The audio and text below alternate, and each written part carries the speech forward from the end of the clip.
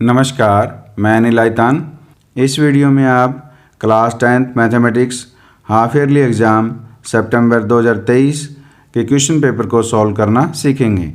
आइए अब हम इन क्वेश्चंस को वन बाय वन सॉल्व करते हैं।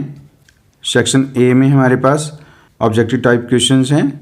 तो क्वेश्चन 1 to क्वेश्चन 11 प्रत्येक प्रश्न एक अंक का है। तो क्वेश्चन नंबर 1 में है, निम्नलिखित में से कौन सी एक अपरिमेय संख्या है। तो हमारे पास ये 4 ऑप्शन दिए गए, हमें बताना है कि इनमें से कौन सी एक अपरिमेय संख्या है। तो हम ऑप्शन ए में देखते हैं। तो ये क्या है, 3 स्क्वायर रूट 9 है। तो स्क्वायर रूट 9 की वैल्यू कितनी होती है, 3 होती है। तो ये क्या हो गया, 3 × 3 हो गया, यानी 9 हो गया। तो यह एक परिमेय संख्या है। स्क्वायर रूट 4, तो इसको सॉल्व करते हैं तो ये हमारे पास कितना आता है, 2 आता है। तो यह भी एक परिमेय संख्या है। इसको सॉल्व करेंगे तो हमारे पास क्या आएगा, देखिए 2 स्क्वायर रूट 8 क्या होता है, 2 स्क्वायर रूट 2 होता है। तो इस प्रकार ये जो संख्या है वो एक अपरिमेय संख्या है, क्योंकि इसमें हमने स्क्वायर रूट 8 को जब सॉल्व किया तो 2 स्क्वायर रूट 2 आया। तो स्क्वायर रूट 2 क्या है, एक अपरिमेय संख्या है। और इसको अपरिमेय संख्या को परिमेय संख्या से गुणा किया जाए या परिमेय संख्या जोड़ दिया जाए तो वो अपरिमेय संख्या रहती है। आगे हमारे पास है 3 + स्क्वायर रूट 4। तो इसको सॉल्व करेंगे तो कितना आएगा, 3 + 2 यानी 5 आ गया। तो यह एक परिमेय संख्या है। क्वेश्चन नंबर 2 में है, बहुपद x² - 2x - 8 के शून्यक हैं। अब हमने इसके गुणनखंड करके शून्यक ज्ञात करने हैं। तो इसको हम सॉल्व करते हैं। देखिए x², अब हमारे पास -8 को x² से गुणा करेंगे तो हमारे पास में -8x² आएगा। और ये हमारे पास जो मध्य पद है वो क्या है, -2x है। तो -8x² के हमने गुणनखंड करने हैं कि उनकी मल्टीप्लाई -8x² आए और जो योग है वो -2x आए। अब -8x² के हम 2 फैक्टर करेंगे तो हमारे पास क्या आएगा, -4x × 2x आएगा। तो इन दोनों की मल्टीप्लाई करेंगे तो हमारे पास -8x² आ जाएगा। और इन -4x में +2x ऐड करेंगे तो हमारे पास -2x आएगा। तो हम -2x को इस प्रकार लिखेंगे, x² - 4x + 2x - 8। अब इसको आगे सॉल्व करते हैं तो इसमें से x कॉमन आ गया, x - 4 रह गया और +2, इसमें इन दोनों में +2 कॉमन आएगा तो x - 4 रह गया।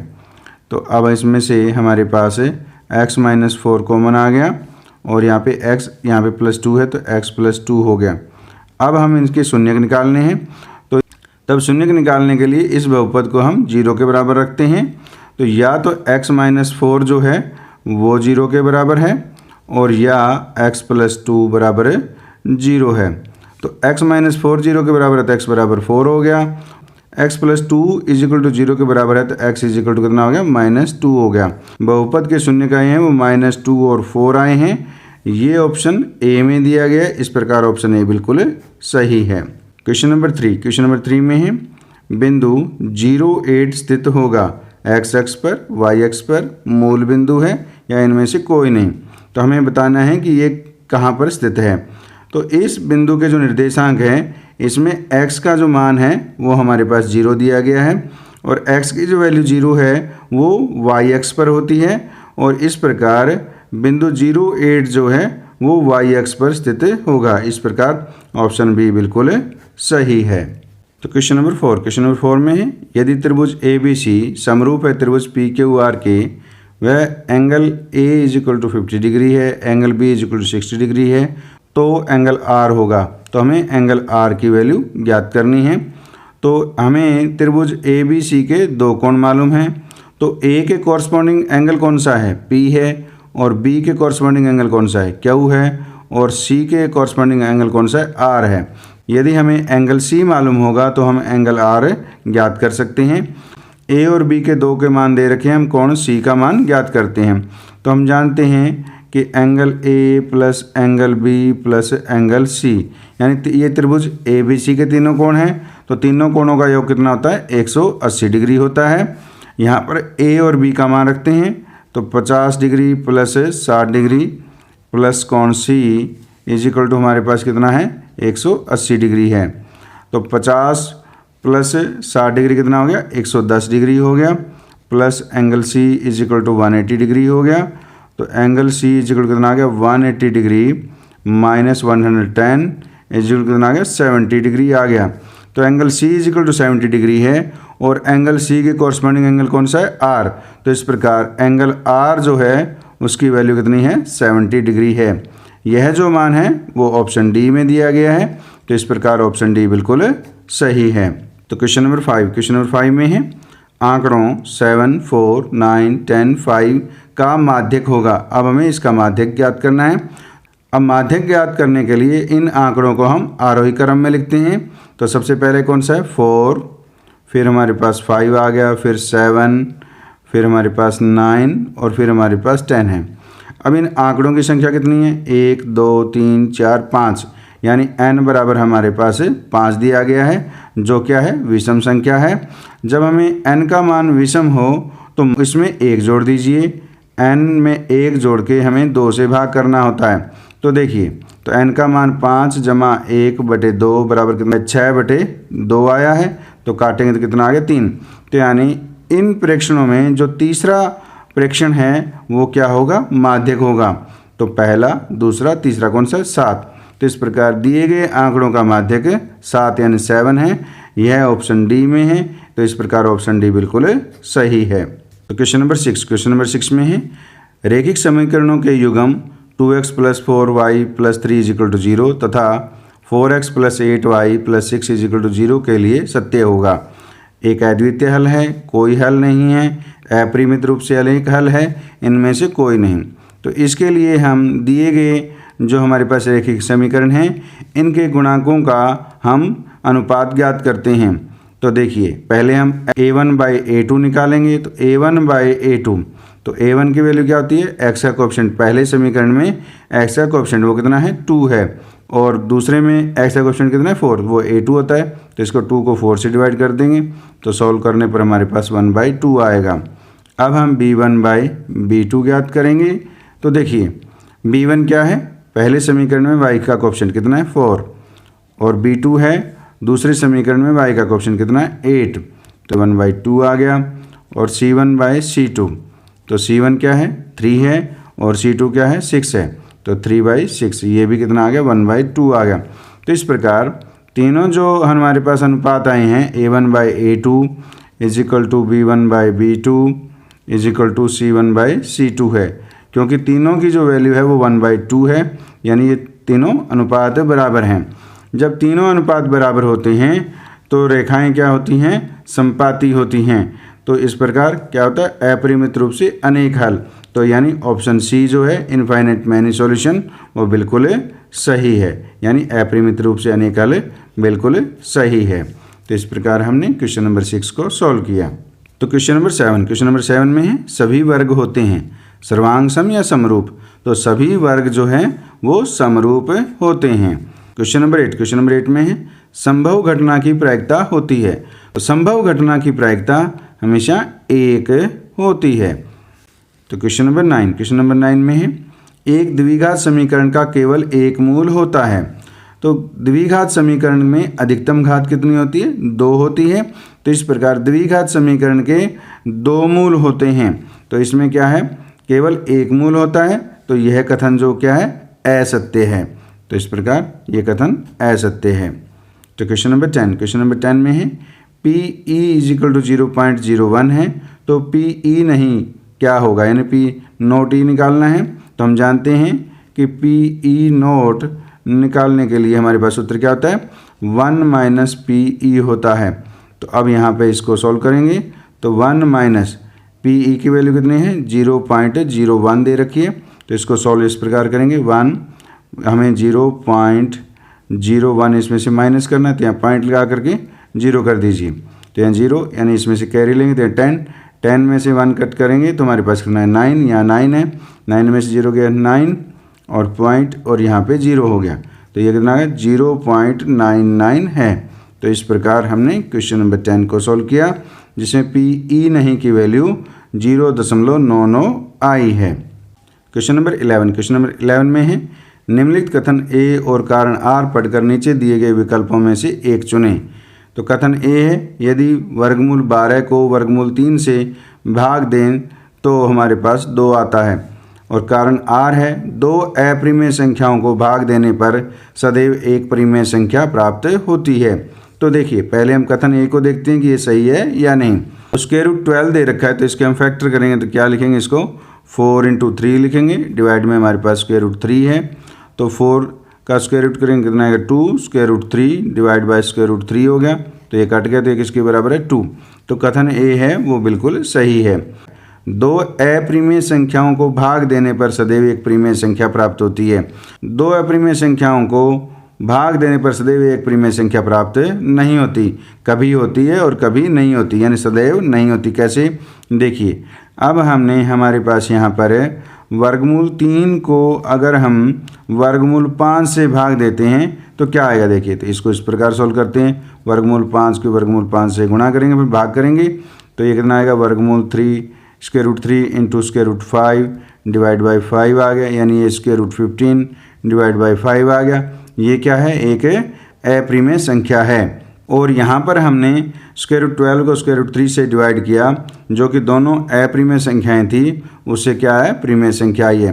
तो कभी तो परिमेय संख्याएं आ सकती हैं और कभी अप्रिमेय संख्या आ सकती है जब दो अप्रिमेय संख्याओं को भाग दिया जाता है। तो सदैव एक परिमेय संख्या आए तो यह कारण जो है वो गलत है। तो इस प्रकार कथन ए जो है वो सही है लेकिन कारण आर गलत है, यानी ऑप्शन सी में जो दिया गया है वो बिल्कुल सही है। सेक्शन बी में है very short answer type questions. तो question number 12 to question number 14 जो है प्रत्येक प्रश्न जो है वो 2 अंक का है। तो क्वेश्चन नंबर 12 में है सिद्ध कीजिए कि 1/√2 एक अप्रिमेय संख्या है। अब हमें इस क्वेश्चन में सिद्ध करना है कि 1/√2 एक अप्रिमेय संख्या है। हम इसके विपरीत मान लेते हैं कि माना 1/√2 एक परिमेय संख्या है। तब देखिए अगर ये एक परिमेय संख्या है तो इस प्रकार हम मान लेते हैं कि माना 1/√2 इज इक्वल टू किसके है, a/b के है, a डिवाइड b के बराबर है। क्यों परिमेय संख्या को हम p/q के रूप में लिखते हैं, जहाँ q नॉट इक्वल टू 0 होता है तो हमने यहाँ पर a/b माना है, जहाँ b है वो नॉट इक्वल टू 0 है।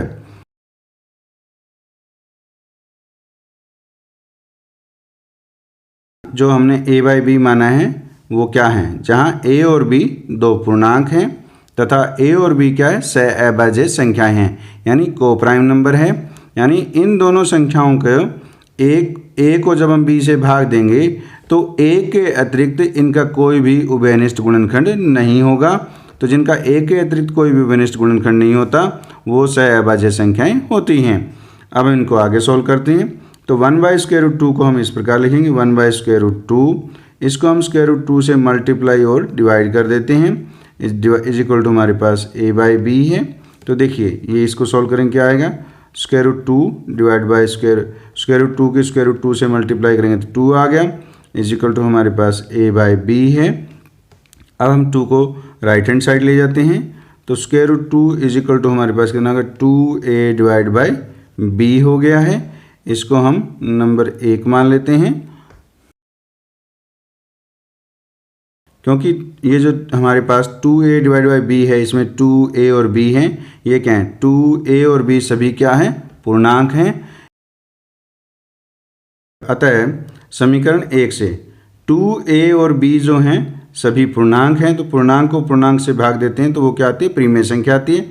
इसलिए 2a/b क्या है एक परिमेय संख्या है।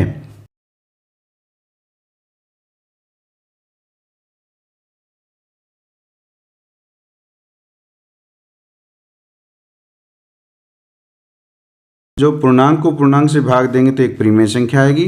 तो ये इसके बराबर है 2a/b किसके बराबर है √2 के बराबर है। तो √2 एक परिमेय संख्या है, जबकि हम जानते हैं कि √2 क्या होती है एक अपरिमेय संख्या होती है। तो इस प्रकार हमारी कल्पना गलत है कि 1/√2 एक परिमेय संख्या है। जो हमने यहाँ पर कल्पना की थी माना था कि 1/√2 एक परिमेय संख्या है, ये कल्पना हमारी गलत हो गई। अतः 1/√2 एक अपरिमेय संख्या है। तो इस प्रकार हमने सिद्ध किया कि 1/√2 एक अपरिमेय संख्या है। तो क्वेश्चन नंबर 13 में है क्या 301 समांतर श्रेणी 5, 11, 17, 23 का एक पद है।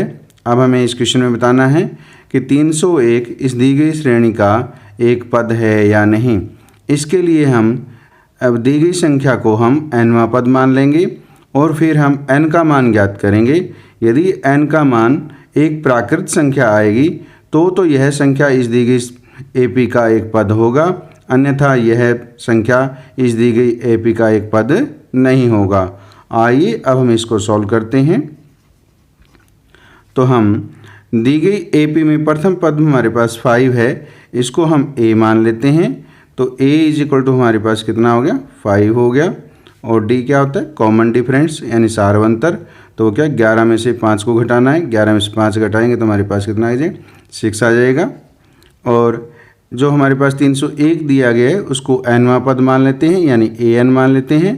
तो an बराबर हमारे पास 301 है। तो देखिए an बराबर हमारे पास 301 है, तो an को हम क्या लिखेंगे, a plus n minus 1 into d is equal to हमारे पास कितना दे रखा है, 301। तो a की वैल्यू कितनी है हमारे पास 5 है, प्लस n माइनस 1 इंटू हमारे पास d की वैल्यू कितनी है 6, वो हम यहाँ रख देते हैं। तो इज इक्वल टू 301। तो 5 को हम राइट हैंड साइड लेके जाएंगे, तो n minus 1 into 6 is equal to 301 minus 5। तो n minus 1 into 6 is equal to हमारे पास कितना आ जाएगा, 296 आ जाएगा।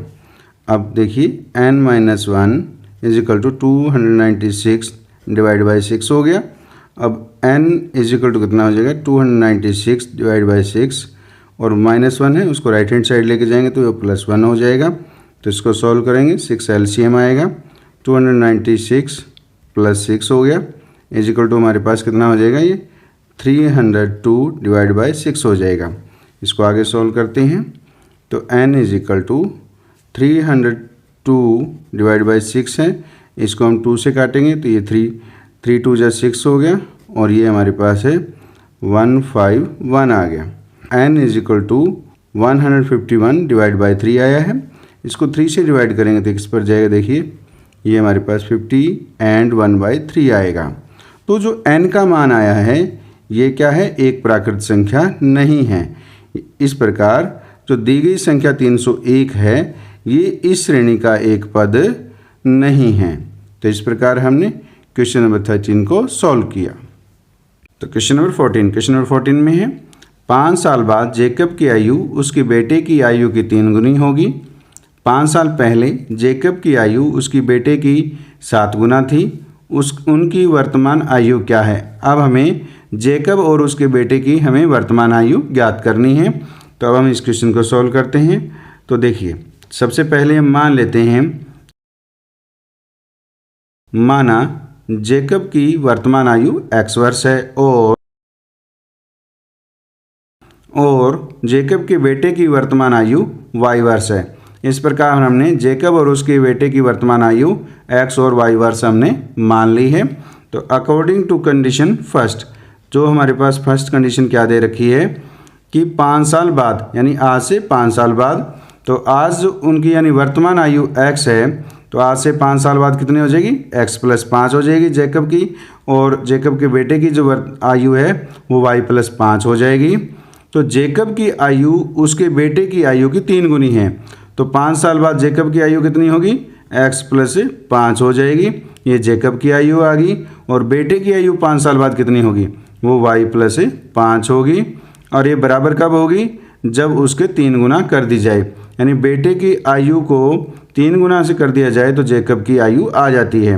अब इसको सोल्व करते हैं। तो x plus 5 is equal to 3y plus 15 हो गया। तो y को इधर ले आते हैं, x माइनस 3y इधर आ गया लेफ्ट हैंड साइड में, और y को राइट हैंड साइड लेके जाएंगे तो 15 माइनस 5 हो गया, यानी x minus 3y is equal to हमारे पास 10 आया है। तो ये हमने समीकरण 1 मान लिया। अब देखिए अकॉर्डिंग टू कंडीशन सेकंड, तो सेकंड कंडीशन है वो क्या दे रखी है। तो 5 साल पहले, यानी अब 5 साल पहले की बात हो रही है कि जेकब की आयु उसकी बेटे की आयु की 7 गुना थी। तो आज अगर x वर्ष है तो 5 साल पहले जेकब की आयु कितनी हो जाएगी, x माइनस 5 हो जाएगी, is equal to x minus 5 है इज इक्वल टू, उसके बेटे की आयु y है वर्तमान, तो 5 साल पहले कितनी होगी, y माइनस 5 हो जाएगा।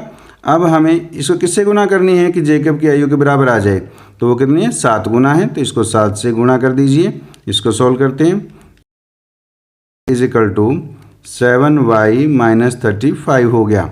7y को इधर लेफ्ट हैंड साइड लेके आते हैं, तो x माइनस 7y हो गया इज इक्वल टू माइनस 35। 5 को हम राइट हैंड साइड ले जाएंगे, पॉजिटिव हो जाएगा। x minus 7y is equal to minus 30 हो गया। ये हमारे पास समीकरण नंबर 2 है। अब हम समीकरण 1 और 2 को हल करके x और y का मान ज्ञात करते हैं। तो देखिए x minus 3y is equal to हमारे पास 10 है, तो x minus 7y is equal to हमारे पास माइनस 30 है। तो इन दोनों में को हम घटा देते हैं, तो घटाने पर ये माइनस हो गया, ये प्लस और ये भी प्लस हो गया, तो x से x कट गया, तो माइनस 3y प्लस 7y करेंगे तो कितना आ गया, 4y हो गया इज इक्वल टू 10 प्लस 30 कितना हो गया, 40 हो गया। तो y इज इक्वल टू कितना हो जाएगा, 40/4, तो ये कितना हो जाएगा, 10 हो जाएगा। तो y इज इक्वल टू कितना आया है, 10 आया है। अब हम ये y का मान है वो समीकरण 1 में रख देते हैं। तो समीकरण 1 क्या है, हमारे पास x minus 3y is equal to 10 है, तो x माइनस 3 इंटू y की वैल्यू कितनी आई है, 10, वो हम यहाँ रख देते हैं, इज इक्वल टू 10 है। तो x minus 30 is equal to 10 हो गया। तो x इज इक्वल कितना हो गया, 10 प्लस 30 इज इक्वल कितना हो गया, 40 हो गया। तो इस प्रकार जो हमारे पास है जेकब की वर्तमान आयु आई है वो हमारे पास 40 आई है, और उसके बेटे की जो वर्तमान आयु आई है वो हमारे पास 10 आई है। तो इस प्रकार हमने क्वेश्चन नंबर 14 को सॉल्व किया। सेक्शन सी में है शॉर्ट आंसर टाइप क्वेश्चंस। तो question number 15 to question number 17 प्रत्येक प्रश्न 3 अंक का है। तो आइए अब हम क्वेश्चन नंबर 15 को सॉल्व करते हैं। दो संख्याएं ज्ञात कीजिए जिनका योग 26 है और गुणनफल 165 है। इस क्वेश्चन को हम इस प्रकार सॉल्व करेंगे। तो सॉल्यूशन ऑफ क्वेश्चन नंबर 15, तो माना एक संख्या, तो माना एक संख्या हम मान लेते हैं कि हमारे पास क्या है, x है, ये हमने मान लिया। अब हमारे पास दो संख्याओं का योग 26 दे रखी है, और दूसरी संख्या, दो संख्याओं का योग 26 है और एक संख्या है वो x है, तो इसको घटा दीजिए किसमें, 26 में से। 26 में से x घटा देंगे तो हमारे पास दूसरी संख्या आ जाएगी। अब हमारे पास दूसरी कंडीशन दे रखी है कि और गुणनफल है वो 165 दे रखा है। तो अकॉर्डिंग टू कंडीशन, तो इन दोनों संख्याओं का गुणनफल है वो हमारे पास किसके बराबर दे रखा है, 165 के बराबर दे रखा है।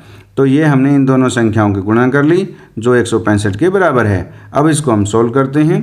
तो x की 26 से गुना करेंगे तो 26x आ गया, माइनस x की x से करेंगे तो कितना आएगा, x स्क्वायर आएगा इज इक्वल टू 165 है। अब इसको लेफ्ट हैंड साइड ले आएंगे तो minus x square plus 26x minus 165 is equal to हमारे पास कितना हो गया, 0 हो गया। इसमें से माइनस कॉमन ले लेते हैं, तो x square minus 26x plus 165 हो गया इज इक्वल टू 0 हो गया। तो माइनस ये -1 है, राइट हैंड साइड में 0 के डिवाइड में जाएगा तो 0 हो जाएगा। तो x square minus 26x plus 165 is equal to कितना हो गया, 0। 0 बाई -1 किसके बराबर होता है, 0 के बराबर होता है। अब हम इसके सॉल्व करते हैं। तो -26 के हमें ऐसे टुकड़े करने हैं कि 165 की एक्स स्क्वायर से गुणा करें तो कितना आएगा, 165 एक्स स्क्वायर आना चाहिए, और उनका योग है वो -26x होना चाहिए। तो वो गुणनखंड हैं वो कैसे होंगे, देखिए एक्स स्क्वायर -15x -11x, तो -15x में -11x ऐड करेंगे तो -26x आएगा, और इन दोनों की मल्टीप्लाई करेंगे तो प्लस का 165 एक्स स्क्वायर आएगा। तो ये हमने इसके मध्य पद को दो टुकड़ों में विभक्त किया। अब इसमें से x कॉमन ले लेते हैं, तो x -15 हो गया। इसमें से हम 11 कॉमन ले लेते हैं, -11 कॉमन आएगा तो x -15 हो जाएगा इज इक्वल टू 0। इन दोनों में x -15 कॉमन आ रहा है, और ये हमारे पास x -11 रह गया तो इज इक्वल टू 0। तो देखिए अब ये दोनों की मल्टीप्लाई है वो 0 के बराबर है। यदि x -15 0 के बराबर है, यदि x -15 इज इक्वल टू 0 या फिर x -11 इज इक्वल टू 0 के बराबर होगा, तो x -15 0 के बराबर तो x इज इक्वल टू 15 हो गया, और x -11 इज इक्वल टू 0 तो x इज इक्वल टू कितना हो गया, 11 हो गया। तो देखिए x की वैल्यू जब हम 15 रखेंगे तो पहली संख्या है वो हमारे पास है, पहली संख्या वो कितनी आएगी, देखिए पहली संख्या अगर x इज इक्वल टू 15 है तो पहली संख्या 15 है, और दूसरी संख्या हमारे पास क्या हो जाएगी, 26 माइनस x करेंगे, x की वैल्यू कितनी 15 है तो वो 11 आएगी। और यदि हम x की वैल्यू 11 लेते हैं तो पहली संख्या 11 होगी और दूसरी कितना होगी, 26 माइनस 11 करेंगे तो 15 होगी। तो इस प्रकार वो दो संख्याएं ऐसी होंगी, एक 15 होगी और एक 11 होगी, जिनका योग 26 होगा और गुणनफल है वो 165 होगा। तो इस प्रकार हमने क्वेश्चन नंबर 15 को सॉल्व किया। क्वेश्चन नंबर 16 में है y-अक्ष पर एक बिंदु ज्ञात कीजिए जो 6, 5 और -4, 3 ये दो बिंदु हैं से समान दूरी पर हो। अब हमें y-अक्ष पर एक ऐसा बिंदु ज्ञात करना है जो इन दोनों बिंदुओं से समान दूरी पर हो। तो आइए अब हम इसको हल करते हैं।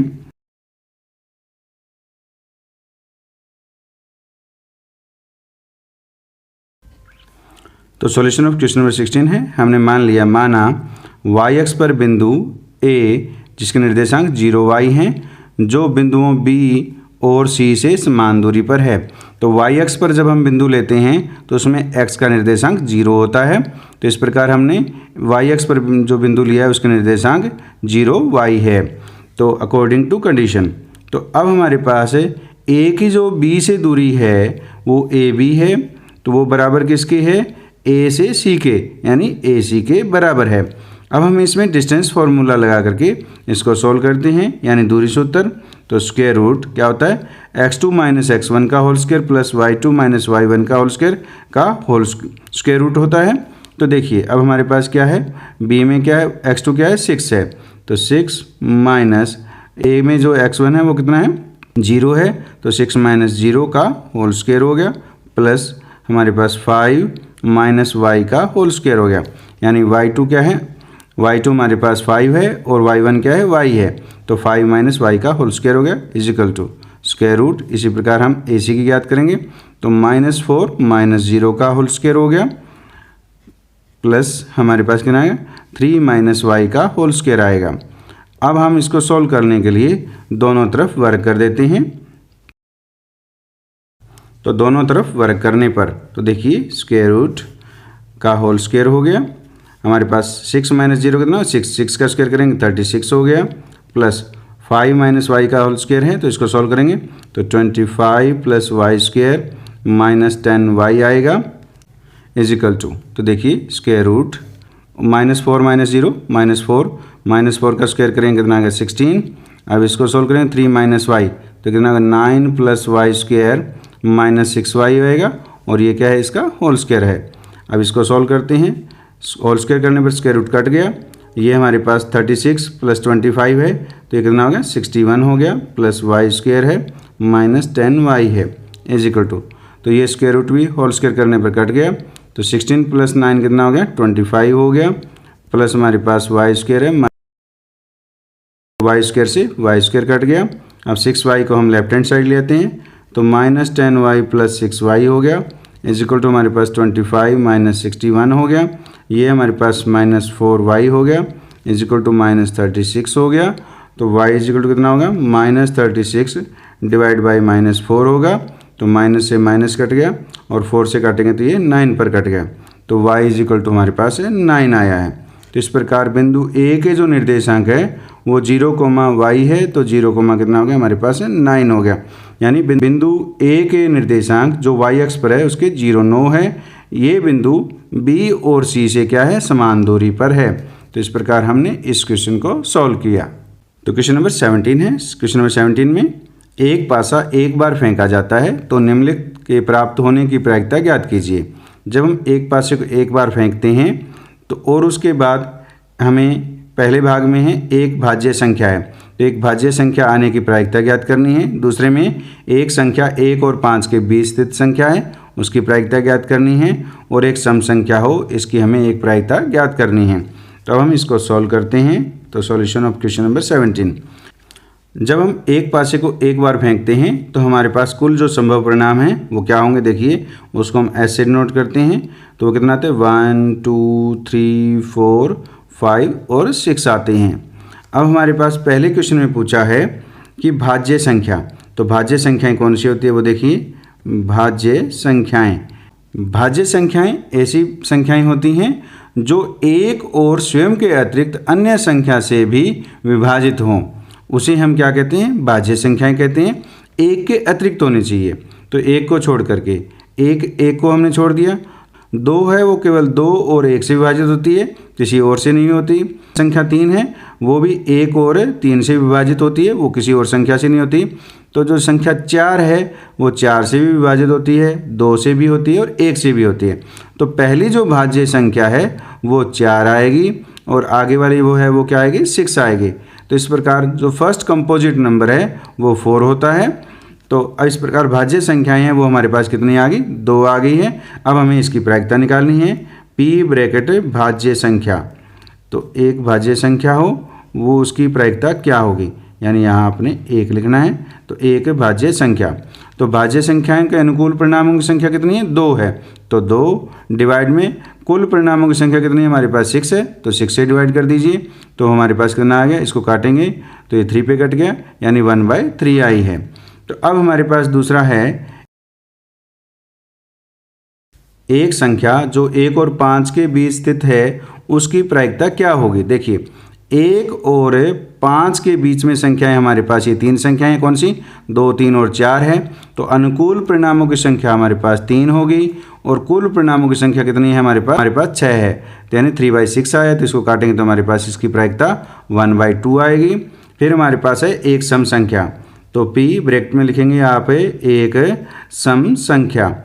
तो सम संख्या आने की जो प्रायिकता है वो क्या होगी? देखिए सम संख्या वो होती है जो 2 से डिवाइड हो। तो वो कौन कौन सी है? 2, 4 और 6 है, यानी एक 2 होगी, एक 4 होगी और एक 6। तो अनुकूल परिणामों की संख्या कितनी होगी? 3 होगी और कुल परिणाम कितने हैं हमारे पास? 6 है। तो 6 को 3 से काटेंगे तो 2 पे कट गया, तो ये हमारे पास 1/2 आ गया। तो इस प्रकार एक भाज्य संख्या है उसकी प्रायिकता 1/3 है। एक संख्या जो 1 और 5 के बीच स्थित है उसकी प्रायिकता 1/2 है और एक सम संख्या है उसकी प्रायिकता हमारे पास है 1/2 है। तो इस प्रकार हमने क्वेश्चन नंबर 17 को सॉल्व किया। सेक्शन डी में हमारे पास लॉन्ग आंसर टाइप क्वेश्चन है। तो क्वेश्चन नंबर 18 और 19 है, प्रत्येक प्रश्न है वो 5 अंक का है। तो क्वेश्चन नंबर 18 में है, यदि त्रिभुज ABC, ये त्रिभुज हमारे पास ABC है, भुजा BC पर D एक बिंदु है। ये भुजा BC पर हमारे पास है D एक बिंदु है। जैसे कि एंगल ADC, ये जो एंगल है हमारे पास है ये देखिए बराबर है एंगल BAC के, यानी इस एंगल के ये क्या है? बराबर है। तो दिखाइए CA² = CB × CD है, ये हमें सिद्ध करना है। तो दिया क्या हुआ हमारे पास? दिया है त्रिभुज ABC की भुजा BC पर बिंदु D दिया गया है और इसमें एंगल ADC बराबर BAC दिया गया है और हमें सिद्ध ये करना है। तो अब हम इसको हल करते हैं। ABC व त्रिभुज DAC में, तो देखिए तो त्रिभुज ABC में ये हमारे पास एंगल ये C दे रखा है और त्रिभुज DAC में भी एंगल C, दोनों में क्या है? ये उभयनिष्ठ है। तो एंगल C = एंगल C है और दूसरा कोण एंगल BAC = एंगल हमारे पास है किसके बराबर दिया गया? ADC के बराबर दिया गया। तो ADC के है, तो यानी ये दोनों कोण बराबर दिए गए हैं। तो इस प्रकार जब दो त्रिभुजों के दो कोण बराबर हों तो वो त्रिभुजें क्या हो जाती हैं? समरूप हो जाती हैं। त्रिभुज ABC समरूप है त्रिभुज DAC के, किस नियम से? एंगल नियम से। जब दो त्रिभुज समरूप हों तो उनकी भुजाओं का अनुपात क्या होता है? समानुपात होता है। तो देखिए अब हमारे पास इसका ये कोण और इसका ये कोण क्या है? बराबर है। तो इस कोण के सामने वाली भुजा कौन सी होगी? BC होगी। तो इस प्रकार BC डिवाइड में, तो इस कोण के सामने वाली भुजा कौन सी होगी? AC है, तो डिवाइड में AC आ गया = अब देखिए अब ये जो तीसरा कोण है किसका? त्रिभुज ABC का, ये B कोण है। तो B कोण के सामने वाली भुजा कौन सी होगी? AC हो गई है। और इस त्रिभुज DAC का तीसरा कोण कौन सा है? ये कोण है। तो इस कोण के सामने वाली भुजा कौन सी हो गई है? DC हो गई है। तो ये हमारे पास डिवाइड में DC आएगा। यानी जो कोण समान हैं उनके सामने वाली जो भुजाएं हैं उनका अनुपात समान होता है। जब हम भुजाएं अनुपात में लेंगे तो जो कोण बराबर हैं उनके सामने वाली भुजाएं हैं वो हमने इस प्रकार लिखनी होती है। तो अब हम इसको सोल्व करते हैं। तो BC इंटू DC हो गया is equal to AC into AC हो गया। तो देखिए ये क्या हो गया, AC स्क्वायर हो गया, ये BC डॉट DC हो गया। तो इसको हमने इस प्रकार लिखना है, AC को क्या लिख देंगे हम, CA का स्क्वायर लिख देंगे, BC को CB लिख देंगे, ये हमारे पास CB है, और मल्टीप्लाई में DC को क्या लिख देंगे, CD लिख देंगे। तो इस प्रकार हमने ये सिद्ध किया कि CA square is equal to CB into CD है, ये हमने प्रूव किया। तो क्वेश्चन नंबर 19 में है, यदि नीचे दिए गए वितरण का माध्यक 28.5 है तो x और y का मान ज्ञात कीजिए। अब हमें ये वितरण दिया गया, इसमें x और y का मान ज्ञात करना है जब माध्यक हमारे पास है 28.5 दे रखा है। तो ये हमने वर्ग अंतराल लिख लिया, ये बारंबारता लिख ली है। अब हम बारंबारता का जोड़ करते हैं। तो देखिए 5 में 20 जोड़ेंगे 25, और 25 में 15 जोड़ेंगे तो हमारे पास 40, और 40 में हम 5 जोड़ देंगे तो हमारे पास कितना आ गया, 45 आ गया। तो इस प्रकार इनका जोड़ और x और y हो गया, तो ये कितना हो गया, 45 प्लस x प्लस y हो गया। ये हमारे पास बारंबारताओं का जोड़ है जो 60 के बराबर दिया हुआ है। अब इसकी हम कम्युलेटिव फ्रीक्वेंसी यानी संचयी बारंबारता ज्ञात करते हैं। तो पहले हम क्या लिखेंगे, 5, और 5 में x जोड़ेंगे तो कितना आ जाएगा, 5 प्लस x हो गया, और 5 प्लस x में 20 जोड़ेंगे तो हमारे पास कितना आ जाएगा, 25 प्लस x हो जाएगा।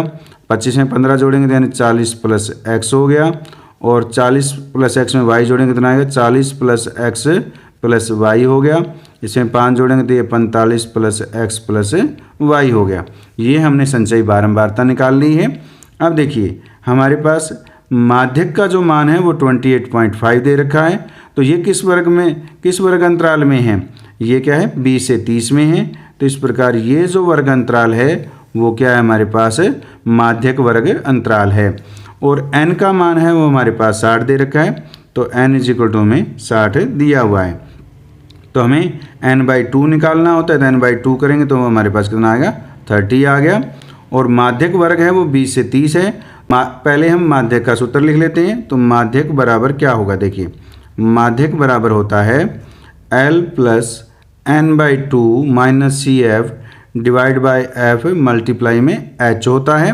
तो देखिए तो L का मान हमारे पास क्या है, तो माध्यक का मान हमारे पास 28.5 दे रखा है। तो इसको हम यहाँ रख लेते हैं 28.5। L क्या होती है, माध्यक वर्ग की निम्न सीमा जो कितनी है, 20 है, वो हम यहाँ पर रख देंगे 20 प्लस n/2 हमने निकाला कितने, 30 है, तो वो हम यहाँ पर 30 लिख देंगे, माइनस CF क्या होता है, माध्यक वर्ग से पहले वाले वर्ग की संचयी बारंबारता वो कितनी है, 5 प्लस x है। तो ये हमारे पास माइनस 5 प्लस x हो गया।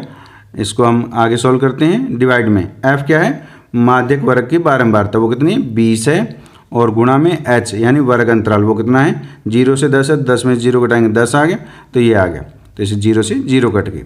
तब हम 20 को इधर ले आते हैं, 28.5 माइनस 20 हो गया इज इक्वल टू, इसको सॉल्व करेंगे 30 माइनस ये हमारे पास ब्रैकेट में minus 5 minus x divide by 2 हो गया। 28.5 में से 20 को घटाएंगे तो हमारे पास 8.5 आ गया। मल्टीप्लाई में 2 को इधर लेके आएँ तो ये 2 मल्टीप्लाई में हो जाएगा। 30 में से 5 माइनस करेंगे तो हमारे पास 25 हो गया, माइनस x हो गया। तो इन दोनों की मल्टीप्लाई करने पर हमारे पास 17 आएगा is equal to 25 minus x हो गया। तो 17 minus 25 is equal to minus x, तो minus 8 is equal to minus x, तो x इज इक्वल टू कितना आ गया, 8 आ गया। अब देखिए, अब दूसरी इक्वेशन हमारे पास यहाँ से है 45 plus x plus y is equal to 60 है। तो 45 plus x plus y is equal to हमारे पास 60 दे रखा है। तो 45 को हम राइट हैंड साइड लेके जाएंगे, तो x plus y is equal to 60 minus 45 is equal to कितना आ गया, 15 आ गया। और x की वैल्यू हमने यहाँ पे फाइंड की है, कितनी है, 8 है, तो यहाँ पर रख देते हैं 8 plus y is equal to 15 है। तो y इज इक्वल टू कितना आ जाएगा, 15 माइनस 8 करेंगे कितना आ जाएगा, 7 आ जाएगा। तो इस प्रकार x की वैल्यू 8 है और y की वैल्यू हमारे पास 7 है। तो इस प्रकार हमने क्वेश्चन नंबर 19 को सॉल्व किया। अब हमारे पास सेक्शन डी है सोर्स बेस्ड क्वेश्चन। अब हमारे एग्जाम में अब ये पैटर्न थोड़ा चेंज हुआ है जिसमें सोर्स बेस्ड क्वेश्चन आते हैं। ऐसे क्वेश्चन एनुअल एग्जाम में भी आएंगे। तो क्वेश्चन नंबर 20 है, यह प्रश्न 4 अंक का है। अब देखिए प्रश्न 20 में क्या दिया गया है, किसी स्कूल में समारोह का आयोजन होता है स्कूली बच्चों के अभिभावकों को भी आमंत्रित किया जाता है। इसके लिए सभा क्षेत्र में कुर्सियों की व्यवस्था की जानी है। तो उनको बैठाने के लिए हमें कुर्सियों की व्यवस्था करनी है। पहली पंक्ति में 10 कुर्सियां हैं, तो पहली पंक्ति में कितनी हैं? 10 कुर्सियां हैं। तो हमारे पास पहली पंक्ति में 10 हो गई हैं और प्रत्येक अगली पंक्ति में उससे पहली पंक्ति से एक कुर्सी अधिक है। तो अगली पंक्ति में कितनी हो जाएगी? 11। उससे अगले में कितनी हो जाएगी? 12। तो इस प्रकार हमारे पास ये पंक्तियाँ आती जाएगी। तो कुल मिलाकर 15 पंक्तियाँ हैं, यानी पंक्तियों की संख्या हमारे पास 15 दे रखी है। तो इसमें क्या कुल मिलाकर 15 पंक्तियाँ हो सकती हैं जिन्हें सभा क्षेत्र में समायोजित किया जा सकता है। यानी ये कुल 15 पंक्तियाँ लगा करके कुर्सियों को हमने समायोजित करना है। तो स्थिति का विश्लेषण करें और निम्नलिखित प्रश्नों के उत्तर दें। अब हमारे पास ये प्रश्न दिए गए हैं। एक क्वेश्चन नंबर 1 से 3 दे रखा है। इसमें इस स्थिति का ध्यान में रखते हुए इन प्रश्नों के उत्तर हमें देने हैं। तो देखिए, तो प्रश्न 1 में हम 15वीं पंक्ति में कितनी कुर्सियां हैं। तो 15वीं पंक्ति में कितनी कुर्सियां हैं वो हमें ज्ञात करनी है। तो देखिए, ये क्या बन गए हमारे पास? 10, 11, 12 इस प्रकार बढ़ती जा रही है। तो यह एक क्या बन गई? AP बन गई है। तो AP का प्रथम पद क्या होता है? A, तो वो हमारे पास 10 है। और D क्या होता है? सार्वंतर। वो कितना? 11 में से 10 घटा देंगे तो वो हमारे पास कितना आ जाएगा? 1 आ जाएगा। और यहाँ पर पंक्तियों की संख्या है वो 15 दे रखी है, यानी n बराबर हमारे पास 15 दे रखा है। और 15वीं पंक्ति में कितनी कुर्सियाँ हैं ये हमें ज्ञात करना है। इसके लिए हमें A15 ज्ञात करना है। तो इस प्रकार ये जो दी गई स्थिति है इसको हमने देखा तो यह एक AP बन रही थी। और AP का प्रयोग करके जो हमें ये स्थिति दी गई है उनसे दिए गए क्वेश्चनों को हमें हल करते हैं। तो A15, तो A15 का बराबर किसके होगा? A + 14D होगा। तो A की वैल्यू हमारे पास कितनी है? 10 है, प्लस 14 × 1, क्योंकि D की वैल्यू हमारे पास 1 आई है। तो 10 + 14 कितना हो गया हमारे पास? 24 हो गया। तो 15वीं पंक्ति में 24 कुर्सियाँ आएगी। क्वेश्चन नंबर 2 है, सभा क्षेत्र में कुल कितनी कुर्सियों की आवश्यकता है। तो कुल कुर्सियाँ निकालनी है। इसका अर्थ ये हुआ कि हमें जो दी गई 15 पंक्तियाँ हैं उसमें हमें S15 निकालना है। तो S15 निकाल लेंगे तो 15 पंक्तियों का योग आ जाएगा। तो उसको हम हल करते हैं। तो S15, तो इसमें हमारे पास कौन सा सूत्र लगेगा? देखिए, 15/2 और A + L, ठीक है, n/2 A + L लगाएं क्योंकि 15वीं पंक्ति में हमें 24 कुर्सियाँ मालूम हैं।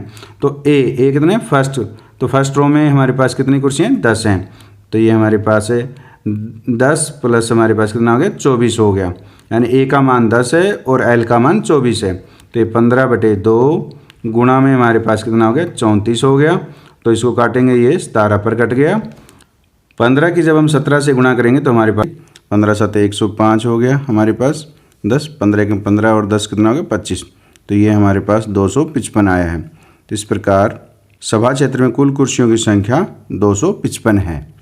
क्वेश्चन नंबर 3 है, यदि सभी पंक्तियों में कुल कुर्सियों की संख्या समान हो तो कितनी पंक्तियां बनाई जा सकती हैं। तो इस क्वेश्चन का आंसर यहीं पर है कि यदि हमारे पास 15 पंक्तियां बनाते हैं, यदि हम 15 पंक्तियां बनाते हैं तो हमारे पास प्रत्येक पंक्ति में जो कुर्सी है वो 17 आएगी, क्योंकि इन दोनों की जो मल्टीप्लाई है वो हमारे पास 255 है। इस प्रकार सभी पंक्तियों में कुल कुर्सियाँ समान हों तो कितनी पंक्तियाँ बनाई जा सकती है। तो पंक्तियों की संख्या, तो इस प्रकार पंक्तियों की संख्या हमारे पास 15 है। यदि हम पंक्तियों की संख्या 15 लेंगे तो प्रत्येक पंक्ति में कुर्सियों की संख्या 17 रहेगी। इन दोनों की गुणा करेंगे तो हमारे पास 255 आएगा जो कुल कुर्सियों की संख्या है। तो इस प्रकार हमने क्वेश्चन नंबर 3 को सॉल्व किया। उम्मीद है इस वीडियो में समझाए गए सभी क्वेश्चंस आपको समझ में आए हैं। समझ में आए तो वीडियो को लाइक कीजिए, अपने दोस्तों के साथ शेयर कीजिए और चैनल को सब्सक्राइब कर बेल आइकन को प्रेस कर ऑल को सेलेक्ट कीजिए ताकि नई वीडियो आने पर आपको नोटिफिकेशन प्राप्त हो सके। धन्यवाद।